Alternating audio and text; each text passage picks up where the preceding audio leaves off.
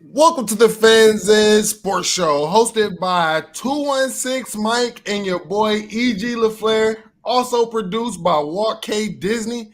This is a sports show with a college football focus that allows the fans, you, to create the topics and discussions. So what we want y'all to do is subscribe to all our social media platforms. We're on every single one, and make sure you're following us on any of your streaming platforms as well. You can catch the replay on Monday mornings, and we're going to be breaking down every segment for y'all on social media. So make sure y'all like, comment, and retweet. We want all the smoke. What's Let's good? go. Down goes Bama. Down goes Bama. Woo! Let's go, Tennessee. The It's What Lord you cooked answered our up for us prayers. Tennessee. today, Diz? What you cooked up for us, man? Hey, well, coming up first, we got some top news. Wilder gets his knockout on his return. It has been a while since we've actually seen him step into the ring. He says he's back.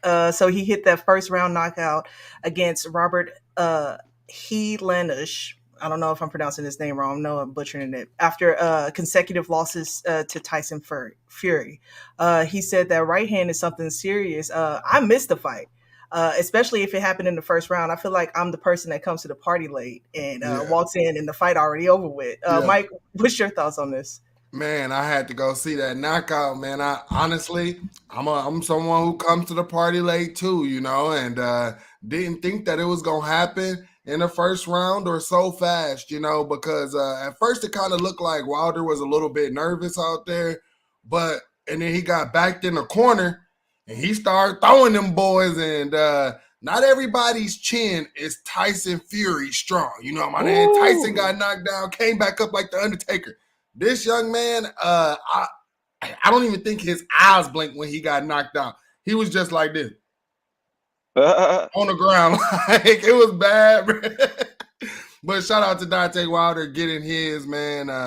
You know, other than Tyson Fury, I don't see no one who can keep up with them hands of Dante Wilder, right? My thing Honestly. is this, Wilder, if you going round the round with for a round with Wilder, you have a chance. If you can wear him down, you have a chance. But if he's swinging those punches and he knocking you out, that's the exact fight he's looking for. He's not trying to go round and round. He's got like 43 wins, 42 knockouts. So it worked to his advantage. I'm glad he got it early, man. It means he's in prime form, man. Get his knockout early. That's a Wilder fight. Oh yeah, I'm looking forward to more fights, and hopefully I can actually catch the next knockout next time. And moving on, we got a new AP poll top 10. Georgia coming in as number one, the Ohio State, excuse me, at number two, and then the Tennessee Volunteers taking on number three. Then we got Michigan, Clemson, Bama drops to number six after their loss yesterday. Ole Miss, TCU moves up after beating Oklahoma State, followed by UCLA and Oregon. So we have some big changes coming into this AP poll. EG, what's your thoughts on this? One thing I would say about the teams in the top 10, I feel like by now everyone has legit wins. Most teams have legit wins. I'm still on edge about where Ohio State sits because they haven't really beat anyone that's legit, but most teams in the top 10 right now has beaten legit teams. And it's really crazy that Georgia is one and Oregon is 10, and these guys beat Oregon by 40 points, and those guys still somehow crept up into the top 10. So that's pretty impressive. Great bounce back, man. I like to see Tennessee their top five at number three. I can't remember the last time I seen Tennessee ranked this high. I just hope, you know, they don't get the big head. I hope they come in Athens, Georgia, and handle business. And and I'm looking forward to Michigan, Ohio State because Michigan looks legit. Even though they're kind of one dimensional, you can say they're one dimensional. They running the ball very well. They got a two-headed monster out there, and I like how that two-headed monster looks. And JJ McCarthy, he's just setting up to play action you, man. He's setting up to hit you over top. So I hope guys don't fall asleep on Michigan, man. I like that team. Go ahead, Yeah. I mean, I guess Alabama does have a top rank a top win against, a crappy Texas A&M team. So, I guess that means something nowadays. But in this, man, y'all know me. AP poll don't mean nothing. I'm ready for November when the real rankings come out. I want to say this. This is why I don't like the AP poll. There's a guy. I think his name is Mike Berardino from the Notre Dame Insider. This guy must not watch one game. Nothing. He has Alabama ranked at 3rd and Tennessee at 6th. After Tennessee just won. This is my point to everybody. These guys, they cover one, some of them maybe cover 2 teams, but there is no way that they can watch all of these games to be able to give a great analysis or a great ranking to the teams properly, right? For him to do that. Like, this is exactly why I put no stock in the AP poll. It's all clickbait. And here we are. We're talking about it, So let's move along from the AP poll. I can't imagine Tennessee being number 6, especially after beating Alabama. That's what I'm saying. Like, that doesn't make sense. Yeah, but it's a Notre Dame insider, so yeah. So what do you expect? The bias reports. Anyway, week 7 recap. Speaking of Tennessee, down goes Alabama. It was crazy in Rocky Top. I hope all of y'all was catching that game. Mike lighting up his cigar. You already know. Let's go. You already know. So this is the first time Tennessee has beat Alabama in 16 years, and this was all over 1 field goal. So hey, shout out to them. Him done Hooker completed 21 of 30 passes for 385 yards and 5 touchdowns. And I'm so tired of hearing about Bryce Young. Okay, his arm is good. We know. He fine. He all right. So he threw for he was 35 for 52 for 455 yards and 2 touchdowns. And Nick Saban, he's still back with the excuses. He says his defense is a little bit soft. So Mike, what's your comments on that? I know you got something to say about Saban and his excuses. Paul Feinbaum always calls out Nick Saban. Look, when Nick Saban loses, he's a sore loser. He comes up with all these excuses. Like, Paul Feinbaum already exposed Nick Saban for this. You know what I'm saying? And here's the thing. I got Bama fans on the timeline, Bama fans talking about the refs and stuff. I didn't hear you say anything about the refs when you had your close victory against a crappy Texas A&M team. You know what I'm saying? You didn't say nothing about the refs there, because if the refs had did their job and called the PIs, you don't win that game. And when you're talking about the Heisman moment, when you have one of these top 10 matchups, right? That's a Heisman moment.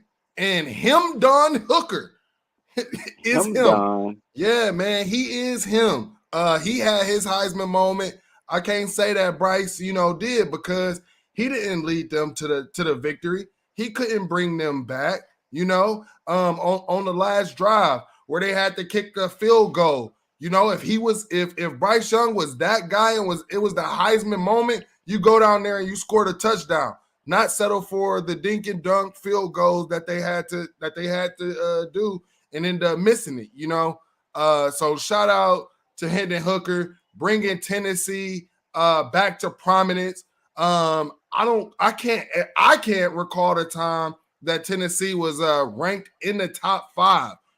So shout out to Tennessee for everything that they did in that game, man. And I do want to say, this game, no one's talking about how this game could have been a lot different if Tennessee's defense wasn't over pursuing, because they had Bryce Young in the backfield multiple times and they missed him. So shout out to their defense, man, for making the second half adjustments and actually getting to the quarterback. And I'll tell you this, because I said this when Bama went up against Utah State, right? I said, I don't like that offense. I don't like that offensive line, man. I seen Utah State getting back there. They just couldn't get Bryce Young down, right? That's what was going on. And then you saw the adjustments by the Tennessee defense, and they was able to start getting to Bryce, start getting some hits on him, start making him uncomfortable and making incomplete passes. That was the difference, was that those adjustments, man. And Now everybody sees the blueprint on how to beat Bama for the year. My thing is this, man. You look across all of the nation, look at all the college football right now, and defense is just MIA. It's MIA currently. I don't see a single team that's just playing shutout defense. So with that being said, you're starting to look at who has the best offense. And you see Tennessee, man. I don't know if I've seen a better offense this year than Tennessee. They lose their best wide receiver, and they're still scoring the same amount of points, man. Shout out to Hendon Hooker, man. He should be talked about more in the Heisman race. I think this game will do that because he's my fantasy quarterback. I'm watching his numbers every single week. Yeah. He's going for Heisman type numbers. And I also saw his numbers. I saw his numbers compared to Joe Burrow and LSU offense compared to Tennessee, and it's lining up perfectly. So hey, who's to say Tennessee can't win the championship, man? I want to see what they go to Athens and do, man. I want to see what they do against those Bulldogs. It's lining up. Their offense lines up just like LSU, and I feel like the best offense will win the national championship this year, whether that's Ohio State, Tennessee. Who's gonna come out there? Who's gonna have a little more defense? Because defense is just MIA right now, man. Right. In this game, I think it was 1,000 total yards was given up, 100 total points was given up. So it's the year of the offense again. Yeah. Last year was the historical defense from Georgia. This year is the year of the offense again, man. Let's go, man. Let's go. Hey, Let's go. as Tennessee fans, we already looking forward to the upcoming weeks. Also, the last time the Vols were ranked in the top 10 was in October 29th of 2006. And 16 years old. yeah, about 16 years old. And the last time they were ranked in top 5 was in 2001. And I was 11 Ooh. years old. Hey, Yes. my guy Drew said you can't run with 11. That's legit Hey, 4-3. man. Hey, That's I'm Yeah. seeing true. against some NFL talent. That guy is out there And turning the here's burners on. the kicker. Here's the kicker. I think that Tennessee only has maybe one, maybe two 5-star talent on their team. Majority of this Nah, talent, yes. Tennessee gets recruits now. No, honestly, they haven't been able to. They only had maybe 1 or 2 5-stars on that field in this game. That Okay. on the Okay. field in this Yeah. game, they had more 3-stars. So when you're talking about the talent versus the talent, this is why before the season, when I was telling people, player development matters more. You could talk about all of this talent and everything, but if you're not getting developed, what does it matter? But then I also got to bring up Tennessee because, we knew if y'all beat them, y'all was going to run, storm the field and all of that, right? Now, I know y'all haven't been there in a very, very long. Oh, see? Thank you, Andrew. Andrew said 2 5-stars. So I knew I wasn't tripping, right? So, but I got to go at Tennessee because I know y'all ain't been there before. So let me teach y'all something as an athletic department. When you have big games like this and things are going down, what you have to do is have your security with a rope ready to secure the goalpost. It's okay for the players, for the fans to run out there. But if you allow them to take the goalpost, you allow them to carry the goalpost out of the stadium, allow them to throw it in the river or whatever, why are you asking these people on Twitter to start donating to your fundraiser, talking about we need donations because we got a game next week? Start up that Tennessee, y'all got GoFundMe. the money? Y'all got the money, or is all the money went to NIL? I don't know. Why you trying to get asking them the fans recruits? for $150K? Hey man, each game from Tennessee will be sold out from here on out, man. They'll get the money. Oh yeah, best believe. That's what I'm saying. Like your ticket sales can now go up. All of that. Don't be asking the fans for money, man. Y'all making, bro. This football stuff is a multi-billion dollar sport, right? And when a team from the SEC makes it to the college football playoffs, right? The conference gets money. Yeah, SEC has not missed the playoffs, ain't missed the championship, none of that. So and there's won't. plenty of money. I don't 150K to a Tennessee University is like $10, really. Why are y'all asking the Right. fans for $10? Hey, they just made renovations to that stadium up there, so they spent all that money on that. They needed to go ahead and get some new goalposts while it's at it. I'm sure it's still floating on their GG's, riddle. Hey, now GG's you can Tennessee. learn from this. Crazy. But EG, I like what you said. Tennessee being a college football playoff potential. So we'll see Yeah, as the season it's progresses. the I've year of said the that before. offense. Yeah, The man. year of the Hey, right offense. now it all runs through Georgia. It It Georgia. should. does. It does. Georgia. But Hey, you and know that's what's it. one thing about it though, Alabama could still make the playoffs. Also, if Georgia so happens to beat Tennessee, it'll make it really interesting, man. It'll make it a really interesting situation, all those one-loss teams. But all right, let's go, Diz. Oh yeah. Moving on. Michigan rolls through Penn State. I took an L on this matchup here. Not Yeah. sure. Hey, we've been standing in the paint on this. So anyway, um, some news on this. Penn State allowed more rushing yards to Michigan than it has in the previous 5 games. The Wolverines finished with 418 rushing yards, gaining 7.6 yards per carry. So that's crazy. I was not expecting this on this matchup. Yeah. JJ, he was 17 for 24 for 145 yards, and Clifford was 7 for 19 for 120 yards. And Mike, I know you've been, it's been, boy, that was blasting us up on Twitter. I know you going through it. So what's your thoughts on this Cooking, Mike. Yeah, man. I can't even lie. I've been getting cooked. Cook, I've been look, getting cooked. I had to disappear off of that. Look, But yeah, man, shout out to that team up north for getting their victory. I thought Penn State had the athletes, and then I thought that they had a smart defensive coordinator who would have went ahead and loaded the box against that team up north. And for some reason, Manny Diaz did not do that. He did not try to force JJ McCarthy to win. Instead, he said, hey, they're going to have to show us that they're a running team. And damn it, they did. You're talking about their starting running back, Blake Corum. He went off for over 150 yards. I believe the backup running back, Donovan Edwards, also went for over like 150 yards rushing. I think the team total almost had over like almost 400 yards rushing. And here's the kicker. JJ McCarthy didn't even have to do it with a passing touchdown. That is like one thing as a football player, and EG, you might be able to co-sign on this. One thing that my defensive coach, because I play defense, Me he too. said, if a team throws the ball on you, that's one thing. But God damn it, ain't no team gonna freaking run the ball like that. That's challenging your manhood. And Right. and damn it, that team up north took Penn State's manhood. I can admit when I'm wrong. The team up north was just a better team, man. See y'all in November though, for sure. Well, you had a nice cook session. It happens to the best of us. But my thing is, Michigan controls that entire game from start to finish. Even though they made a few mistakes in there, I think it was an interception that happened.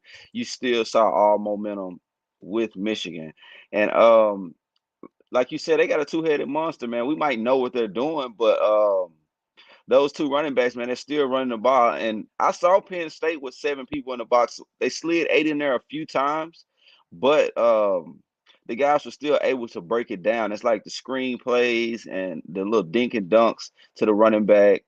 It's kind of confusing you up. And we was talking last week about Michigan looking one-dimensional. I mean, Penn State looked one-dimensional that game.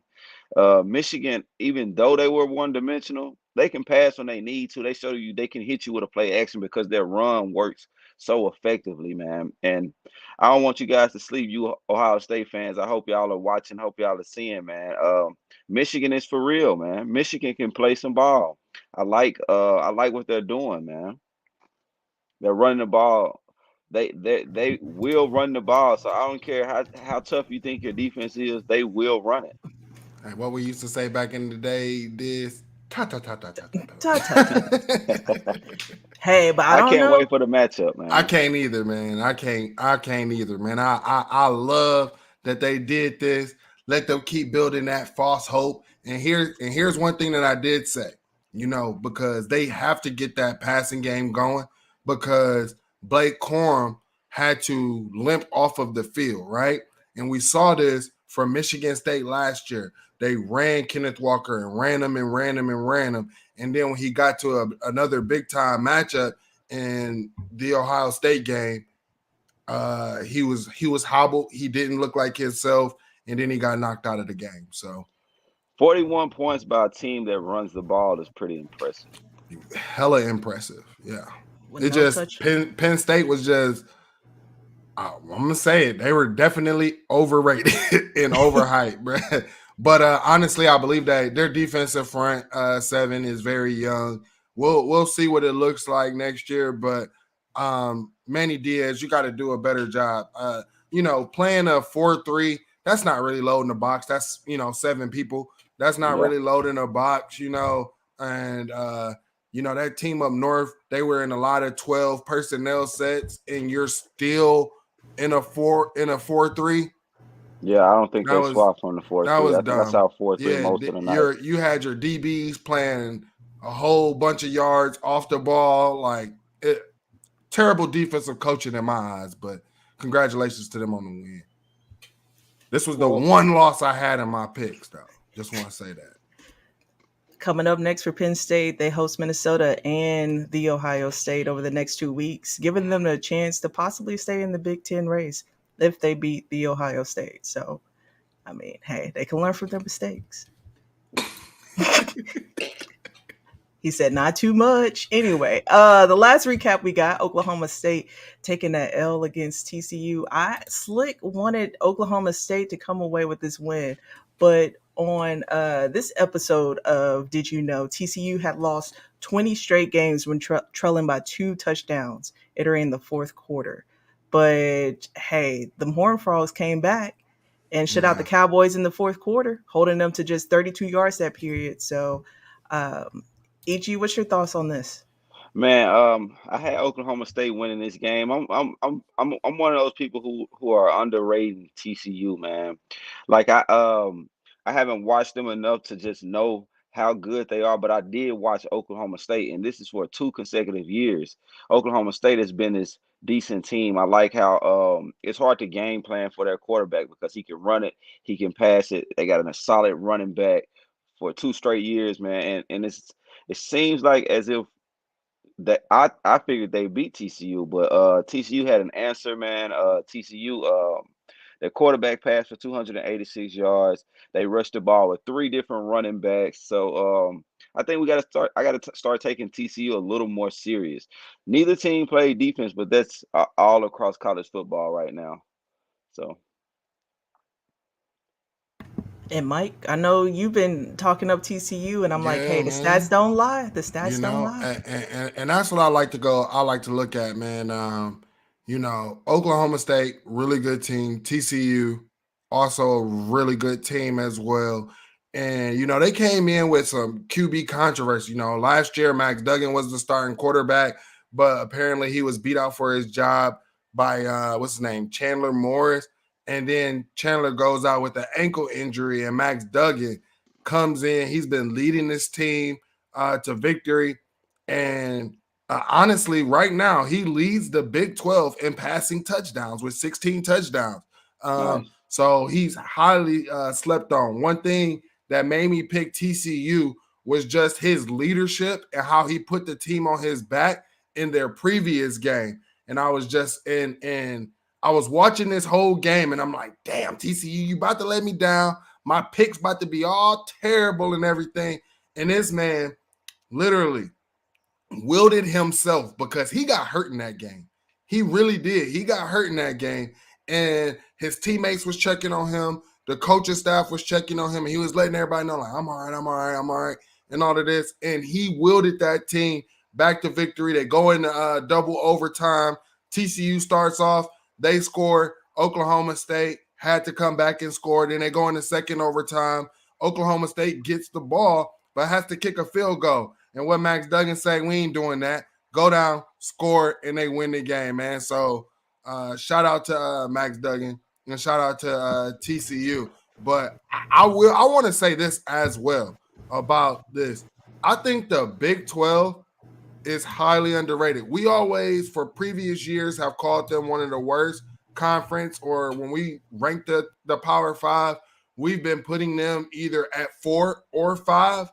And right now they have several great teams. I also could say that maybe Texas would be undefeated if Quinn Ewers stayed healthy, right? Or maybe just with one loss, right? So you're talking about a Kansas, and they, I want to say, kind of been taking a loss, but they've been went out there, they're starting quarterback, but they still look good. They still look good. So you got Kansas, you're talking about a Texas, TCU, Oklahoma State, Kansas State. Like you're talking about 5 teams that could potentially win the conference. Right. I mean, we really should be talking about the Big 12 possibly being the best conference right now in college football. They're looking good, man. Just this year. I'm not talking about as a whole. I'm just talking about this year right now. Definitely, from what we're seeing, we can definitely include them in the consideration. Well, TCU will face Kansas State, a team that's also 3-0 in conference play next week, but we'll get a little bit more into that in our Week 8 preview. Anyway, coming up, there are pick totals for this week. We got EG with 1 and 2. Mike and I both tied for 2 and 1. We both picked Penn State over that. Above 500. That's what the whole crew picked Tennessee to win, though. Hey, Let's go. The whole crew did, the man. Whole crew. Hey. And the crazy part is we tweeted out the whole crew did, and before the game, we got a lot of hate. A lot of hate. We were told that we were picking with our heart, not our heads. We're drunk. We were told we was high, we was smoking meth, all this other stuff, bruh. And now look at it. I ain't getting no apologies or nothing. They just been hammering on me about my Team Up North tape. So. Right. Like I say, the stats don't lie. Hey, you can't keep sliding by in college football. I saw Alabama, they were looking weak for about 2 or 3 weeks straight now. Like, they were looking vulnerable. You can't keep escaping by. Now, when a team comes with a real offense, it's going to be trouble for them. Mm-hmm. Tennessee has a real offense. I think people need to look at their offense. It's a real offense. Those guys are humming. Yeah. Actually, guys, I think when Tennessee goes up against Georgia, I honestly think that we should watch that game live and do live reactions if you guys are down. Hey, let's do it. I just have to make sure because I might go to that game. Yeah. If EG in the game, but that's even better. EG, you can pop in with the live reactions from the game with the crowd. So we would love that as well. All right. Heck yeah. Look, my blood pressure was going crazy. I'm surprised I got a voice today. I'm surprised I have a voice today. And coming up on the Week 8 previews, our first matchup, we got Syracuse taking on Clemson this Saturday at 11 a.m. kickoff on ABC. Both teams go into this matchup undefeated. Clemson defeated Florida State yesterday, 34-28. And I feel like no one's really talking about the other big orange, Syracuse. I feel like someone mentioned, was it UCLA? That no one's talking about them. They're undefeated in the AP poll. The Orange begins this season 6-0 for the first time since 1987. When was the last time you heard? I was born. Hey, when was the last time you heard Syracuse in the conversation, EG? Man, it's been a while. I think they had who was that running back they had? It's been a while since I've seen anything. They had Donovan McNabb, I think, back in the day. It's been a while for Syracuse, man.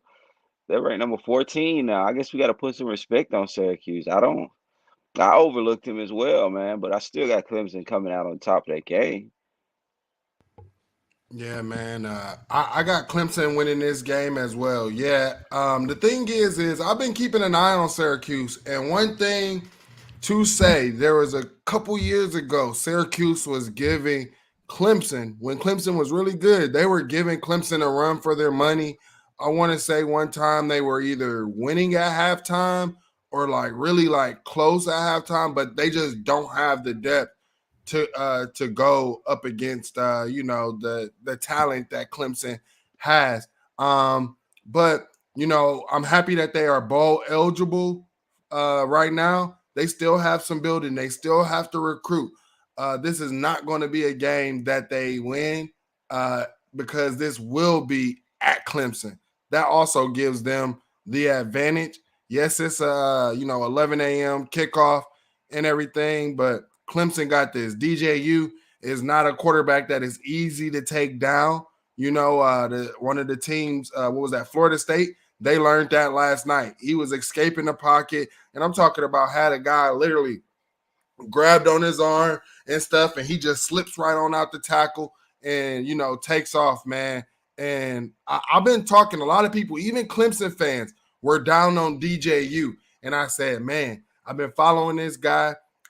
We had his dad in one of the spaces, and he even broke down the different things that his son was doing this offseason, working and developing as a quarterback and working and shedding some of that weight down, so that he can be a little bit more mobile and quicker and things like that. And we're seeing it, man. I want to say shout out to DJU. I do want to see Clemson's defense get better because they were supposed to be one of these top defenses coming into the season, and they haven't looked up to it like that, especially that front seven. I was expecting them to be a whole lot better than what they were. This is going to be a good game, but I got Clemson probably pulling away in the second half. Hey, the California quarterbacks they're here this year, man. You got Bryce, you got DJ, and you got Stroud. All them guys coming in from California, man. All of them are legit looking like. DJ was the only question mark coming into the year, and he's answering questions. I saw his numbers compared to Trevor Lawrence numbers, and they're actually similar. If Clemson didn't lose too many games last year or the year before, I think they'll be talking about him in a more positive light. But his numbers are aligning with Trevor Lawrence's numbers. They said they tired of hearing y'all talk about DJ. He can produce. So for this game, hey, that's my DJ. For this game, I'm gonna have to pick Syracuse over this. Hey, I want to upset, so I'm gonna have to go with another big orange. And look, I got Syracuse was my grad school, so I'm gonna have to go up there. Not only are they a basketball team, but look, we a football team as well. So anyway, moving on, we got UCLA taking on Oregon. College game day will travel to Eugene as UCLA takes on the Ducks. Both teams are coming off a bye week for this, so well rested. UCLA is coming off of one of their best wins in the conference, defeating number 20 Utah at home, 42-32. And Thompson Robinson is excellent. I mean, that quarterback. He's phenomenal. And Oregon, they're undefeated except for one loss. So, Mike, what's your take on this? Well, this is going to be an amazing game, an amazing matchup that I'm definitely looking forward to. Right now, I just have I have UCLA as the better team right now. Right now, their defense is better than me. Their offensive passing attack is better than me, and I already went against Chip Kelly already. And I'm not making the same mistake twice, man. Chip Kelly looks like he has that team working very well in his system. The guys look comfortable in it. And they also look like a veteran team in that system. And UCLA quarterback, I also want to say, I don't think that he's getting enough talk. What's his name? Dorian Johnson. I mean, this guy is balling, lights out. And like I said, man, I think UCLA might have the better defense. I know that they are holding passing attack a little bit less than Oregon. And give me UCLA for the win in this. And Oregon will go slide back down with their 2 losses and probably be in the 20s after this. All right.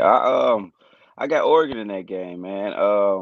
When I look at Oregon's schedule, they have I think about 2 legit victories on their schedule, but after getting demolished by Georgia, I feel like BYU was a legit victory. They were ranked at the time, and I think they beat who else did Oregon beat? I think they beat Washington State, if I'm not mistaken, which was a pretty solid win.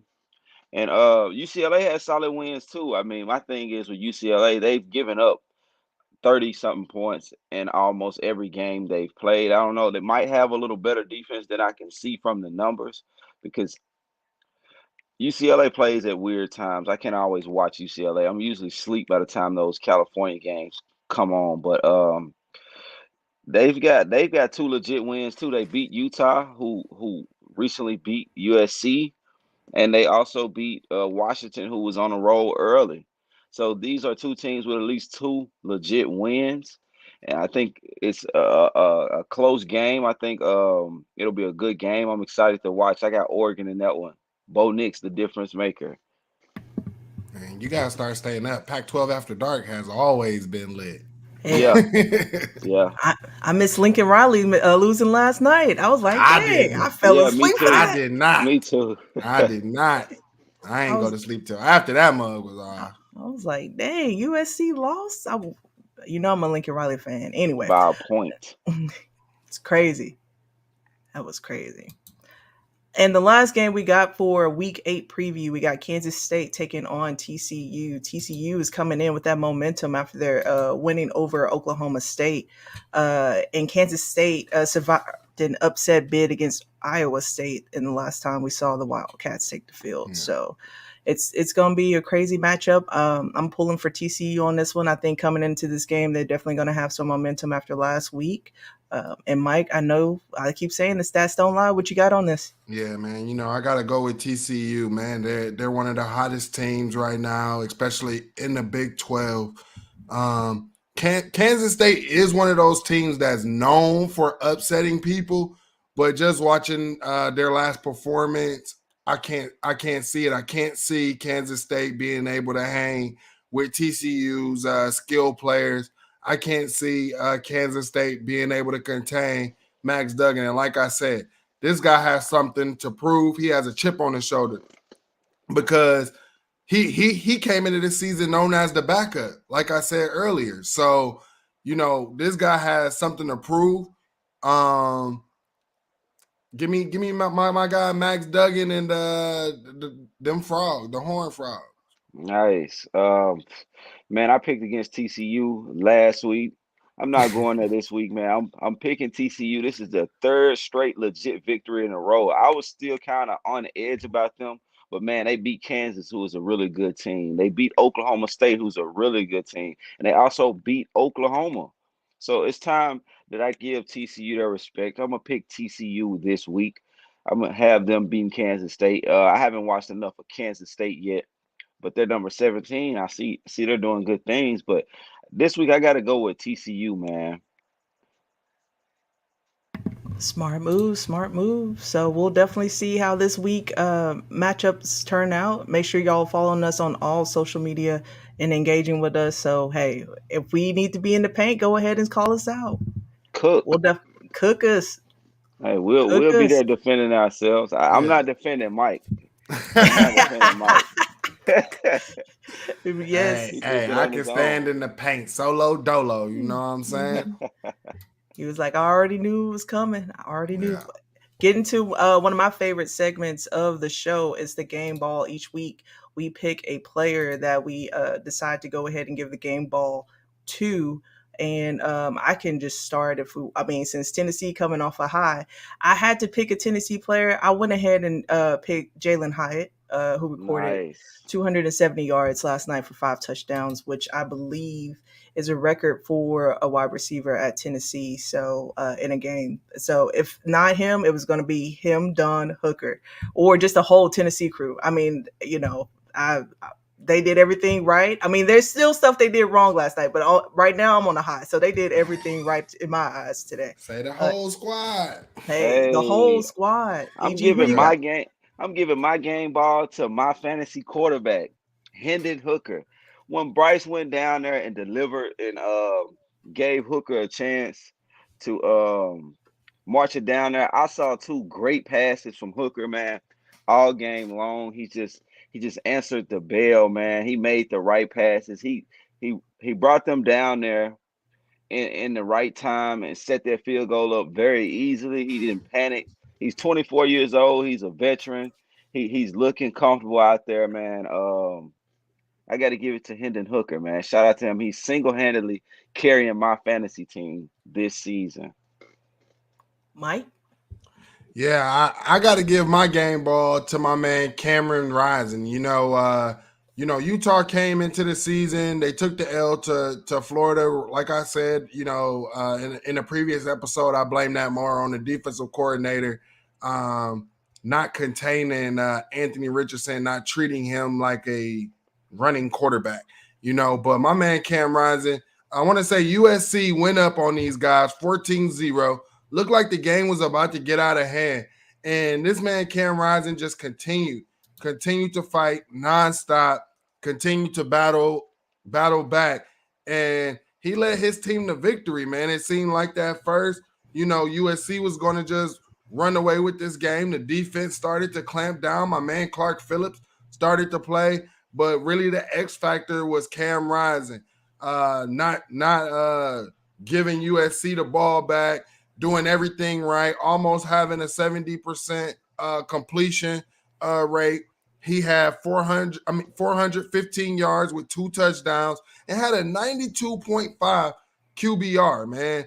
And, USC fans, I'm sorry, but Alex Grinch is not going to be that guy for you guys. Oh. That's their defensive coordinator. So, yeah. Okay. All right. And I feel like that's pretty much what we have for the show. Y'all got anything else for the crew?